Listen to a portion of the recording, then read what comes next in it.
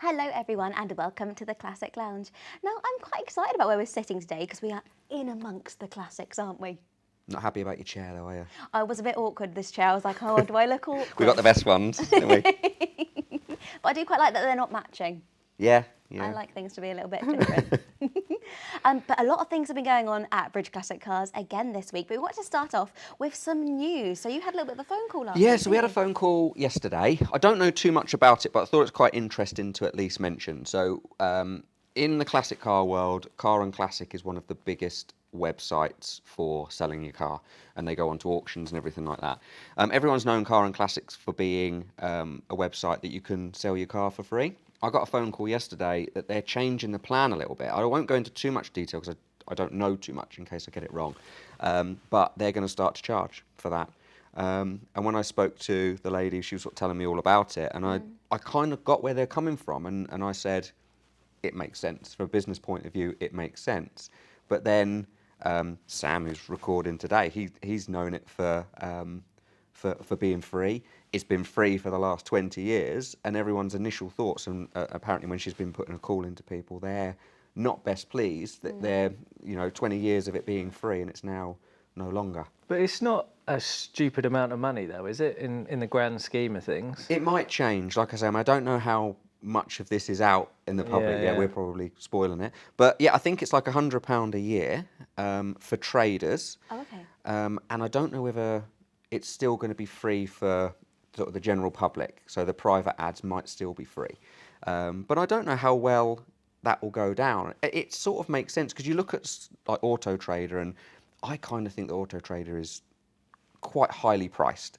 But then when I spoke to a friend of mine, Luke, who sells modern cars, he explained to me exactly what he gets out of Auto Trader. And whereas I see it as just a platform Where people might search and go, oh, I like that kind of car. And they look at how much they charge and think that's quite a lot. Behind the scenes, the software they've got of how they can value cars, and it's so brilliant. Everything he can tell us. I can pick up the phone to him and say, oh, I've been offered a certain car.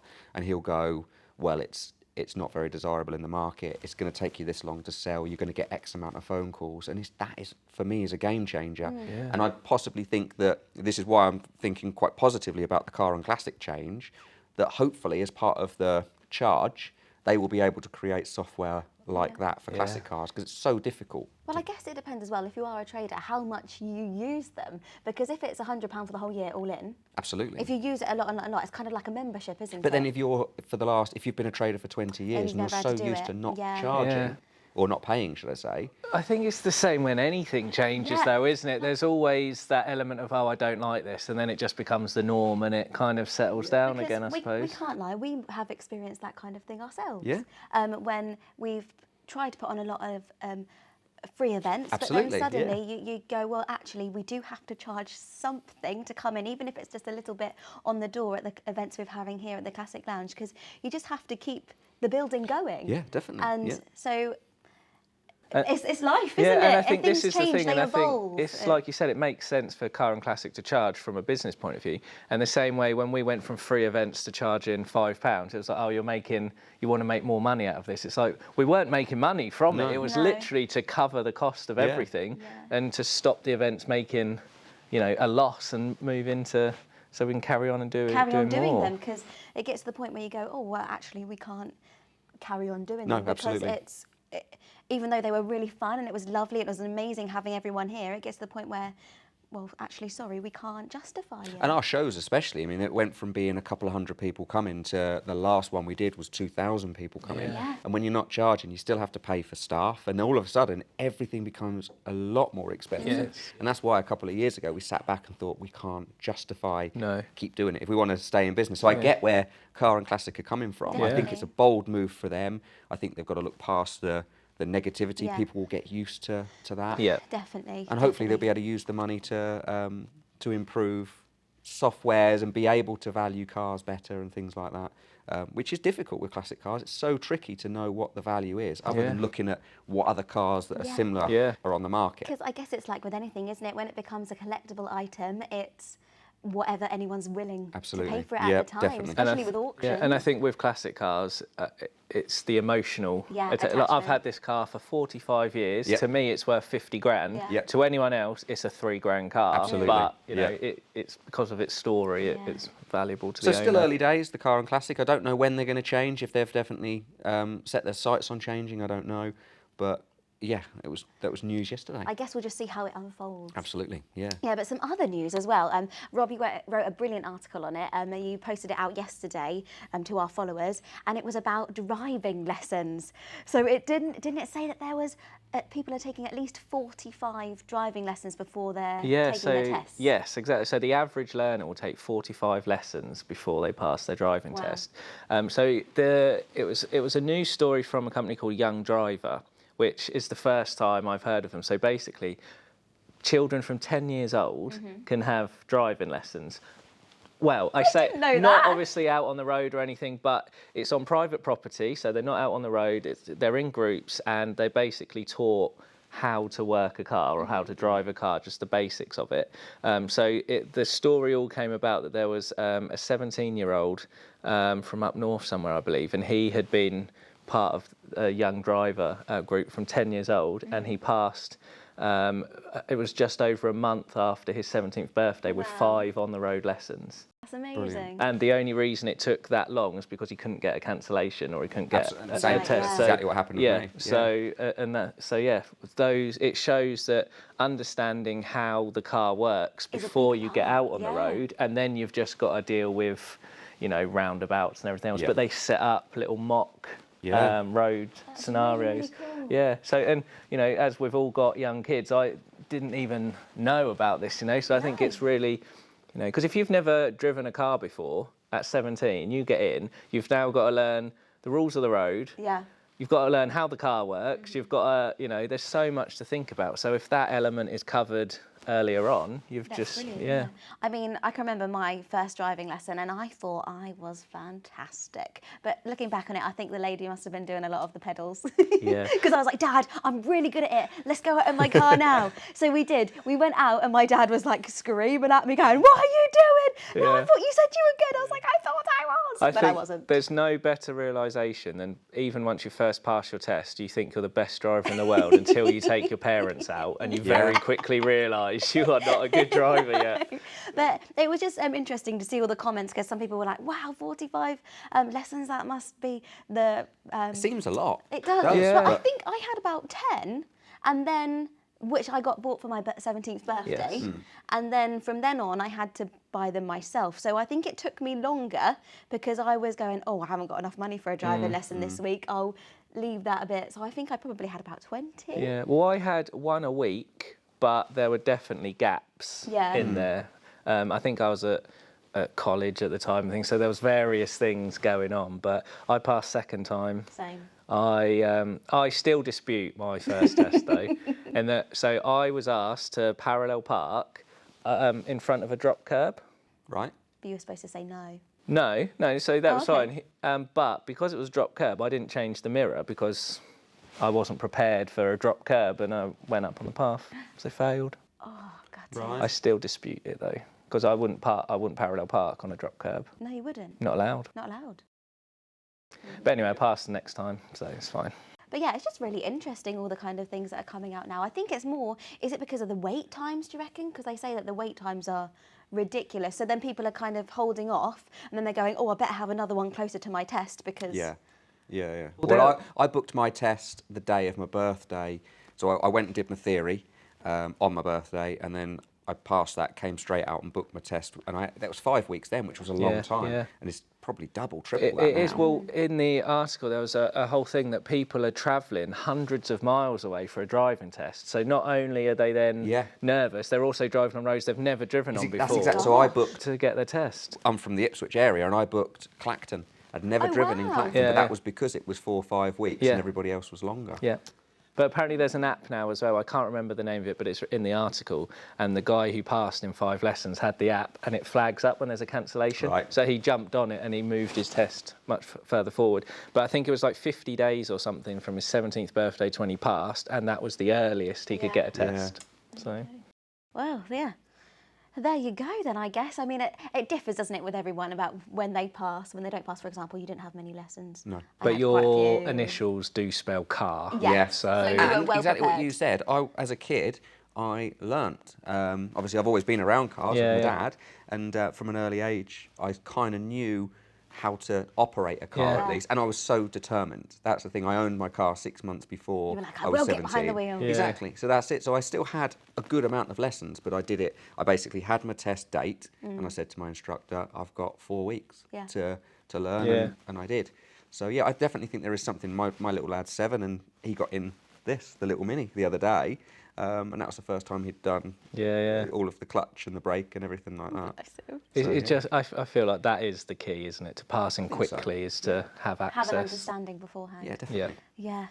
Well, earlier this week, as you can see behind us over here, just this way, the Caterham and our MG ZT were both won by 2 very, very lucky people.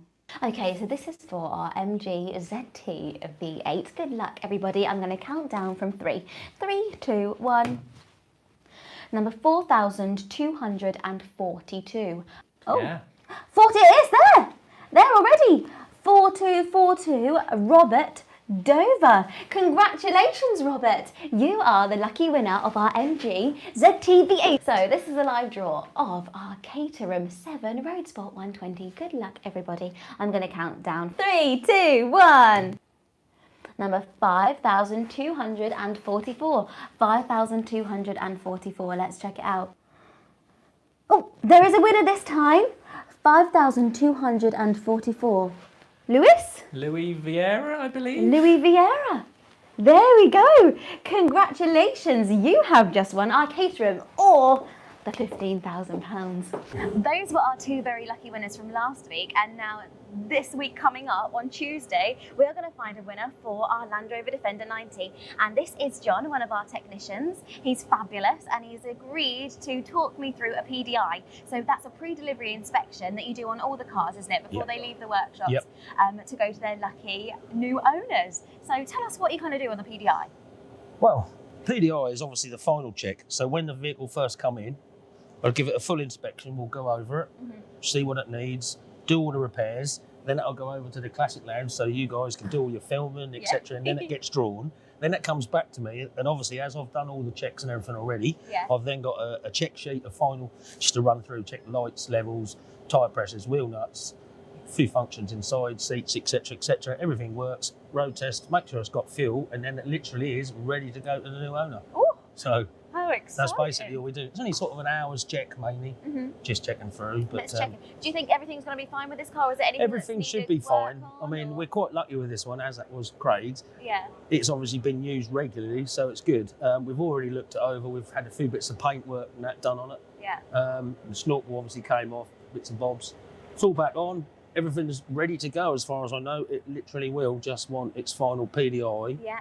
when it's drawn, before it goes to its lucky owner.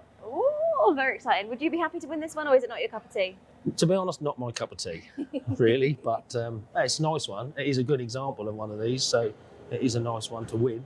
Yeah. Because you work on all of our competition cars, don't you? All of them, yeah. Yeah. Anything. To me, a car is just a car. It doesn't matter what I work on. It's a car. It's got an engine, it's got a gearbox. Manufacturers do things in slightly different ways, let's say, depending on what country or wherever it comes from. But a car is just a car, so it doesn't make a difference to me what I work on, really. I have some preferences, but... Oh, what's your preference? I like... Well, Fords are pretty easy to work on, really. Yeah. I'm not a massive fan of working on all the Italian stuff.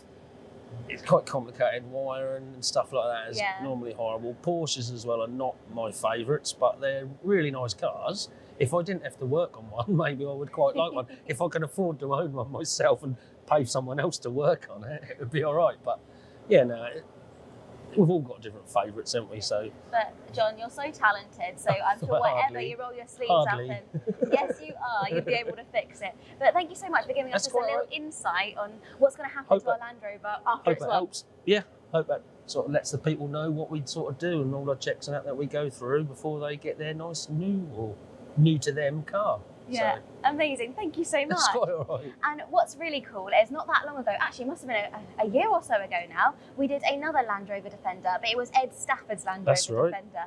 And we had a wonderful evening with Ed Stafford where he talked about his life, and at the end of the evening we did the live draw of that Land That's Rover. right, yeah. So we're going That to was show a you nice one as it well. was so nice. We're going to Yeah. show you a little video of that now.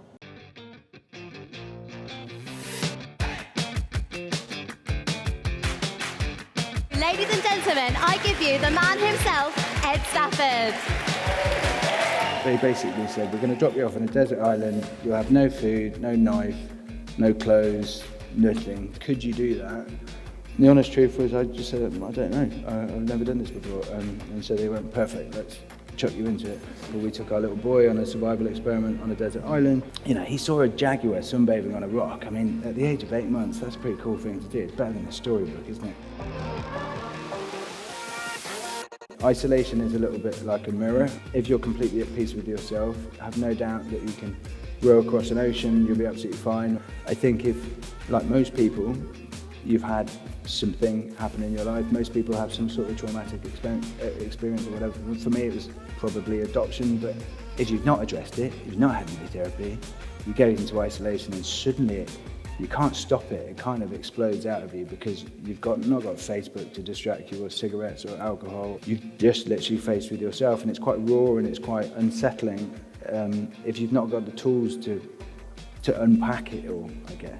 So it definitely was a difficult experience to go through. A couple of other things I want to talk about, but one of them is the Land Rover that we're going to be giving away in just over 5 minutes' time. And the winning number is 1,671. Jamie Blows, congratulations. You are now the proud owner of our 2015 Land Rover Defender 110. Amazing. Now, we're just going to try and get the number for Jamie. Hello, Jamie. You've just won my car, mate. So let's hear it one more time for Ed Stafford. Thank you, guys. Thank you very much.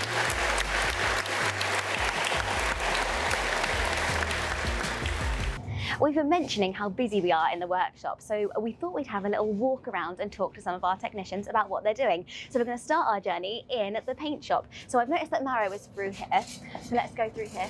Oh, so Mauro, can you tell us what you're working on today? Hello, yes, I'm working these back doors, these panels from the Rover 75 there is next door. So get it ready for get some paint, some color. Oh, amazing. And what colour are they going to have on it? It will be green. Oh, green, very nice. Yes, metallic green. I think, yeah, it will be nice, a nice paint job. Yeah, So- it will be okay. What kind of stage is it at the moment? Well, it's in prime now, so now next stage is the color. Oh, okay, Yes, perfect. yes. It'll So be how alright. long has it taken to get to this point? Well, a bit, take the dents out, some filler here, there, and prime, and then now paint. It's not much, but yeah, it's still all right. It's going to be beautiful when it's finished. then. Yeah, I think it will be a nice full paint job. The car will be nice. Yes, Amazing. absolutely, Thank yes. you so No much. worries. Let's now go through into the main workshop. But let's see who we can talk to in the workshop over here. Now, I know Big John's over here. He's our workshop manager. Do you mind having a little chat with us about the cars we've got in the workshop at the moment? Okay, well, a lot of stuff we've got in here are for the competitions. We've got a Thunderbird over there, which Gordon bought. Oh, so the Thunderbird is for competition. I don't know what that's going to be yet. Oh, okay. We've got a little bit of work to do. Quite possibly it will be. The MGC is going to be a competition. The TR3 is going to be a competition. Obviously, you know about the Land Rover. Yes. Customers' cars, we've got a 2.5 Rover, Triumph. That's in to be recommissioned. We've got the bits on order, just waiting for them to turn up. The Peugeot's Craig's car. Very nice. The Mini is in for prep work. That should be a competition. The TVR came in for a water leak and we sent the radiator away last week to be refurbished. And this is customer's car. He's just bought it, and we're servicing it and just making sure everything's okay. Few issues were found, so bits on order. So we're going to get the brakes off, get them sent away to be refurbished, and then they'll be back to the customer. Perfect. So a very busy time as always in here. Yeah, very much. It seems a lot of cars jam-packed in here today. Yes. Well, the weather's not very good, so when the weather's not good, everything stays Everything stays inside. Keep it Yeah. nice and safe and warm and dry. Yeah. Well, thank you so Yeah, much no for giving problem. us a quick overview of everything. And don't worry that you got the Rover wrong. I called that a Thunderball, I think, Yeah, just a yeah. minute ago. But you really... Yeah, there's so many, you just forget. But thank you so much for having a chat No with problem us. at all. Thank you. All right. Okay, so there's a little look round at the workshop, and now we're going to go back to the Classic Lounge just to round up our show today. We always have so much going on in the workshop. It's always really busy in there. As we're walking through, there's always something going on. We'll have the office door open upstairs, won't we? And there'll be some grinders going. Very noisy all the time, but it's so brilliant to see. And it's amazing that it's doing so well. Yeah, absolutely. Yeah. It's we're always busy. It's really difficult because we'll sort of say we can't see anyone for a year or a year and a half. It's really difficult to sort of explain that to people. But everyone's so understanding, you know, that we could do with more staff. I think that would help because we can get more work in at the same time. But no, we've always been busy from day one, really. We're very lucky. It's amazing. It's always so cool to walk around. Every day I come in, there's different cars in there. But most recently, we have just done the Caterham winners draw. We've just done the Caterham live draw, which you saw a little while ago. And this was the first car that we've actually done a cash alternative on. It's something very different for us, but we decided to go for it. What was the kind of idea behind it, Craig? Honestly, the idea behind it was because the tickets were not doing as well as I thought, or as well as we planned. We've always had it in our mind to possibly do a cash alternative. In all honesty, it's very difficult for us. We're a relatively small business, and we rely on the ticket sales to then obviously pay for the next one. So for us to take that leap into offering a cash alternative, really, you've got a car and you've also got to find the money that you've already outlaid on buying the car to do a cash alternative. So it was really tricky to make that leap. This was probably an easier one because we're looking at the Caterham, and in my mind, I thought the Caterham would absolutely fly out the door. But I suppose everybody's got a bit more of a sensible head on than I have, and it's not the most practical car. Yeah, and actually we were worried about it, but we've had a couple of comments that have been really positive about the cash alternative. So, for example, someone wrote this. Who was it? So this is from Darry, and I think it is it sums up one of the main reasons for the cash alternative, I suppose. Yeah. So he said, the cash alternative is a great idea on a Caterham. I bought my tickets on the strength of that. As nice as the car is, it's not suitable for my needs or possibly my frame at 6'3". I know headroom is no issue. Good luck to whoever wins it. And I think that is, there's no roof on it. You need a garage. Yeah. If you've got a family. It's only got 2 seats. Yeah, absolutely. And the seats there's 2 seats, but they're very snug. 2 people in there would be cosy. Yeah. And no doors either. You have to climb in. Yeah. So I think it was a really kind of positive thing to do.